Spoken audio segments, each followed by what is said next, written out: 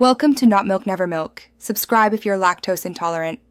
You start by cutting power and unplugging the console to avoid shocks and resets.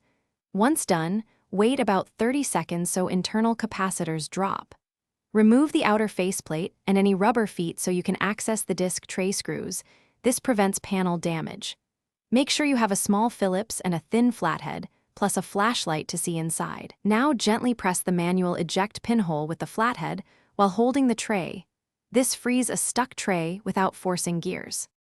You should open the tray slowly and watch how gears and rails move so you know where it binds. If the tray moves unevenly, look for caught screws, loose cables, or warped plastic on the tray edge that stops travel. Once you identify a specific obstruction, clear it with tweezers or realign the tray lip. This prevents rebinding.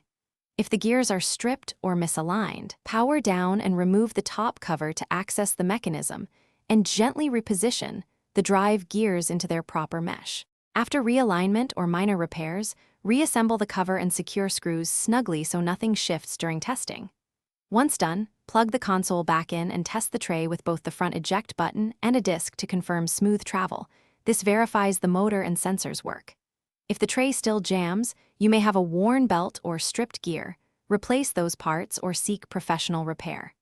As a troubleshooting tip, if the tray opens only on manual eject, the drive motor or PCB is likely faulty.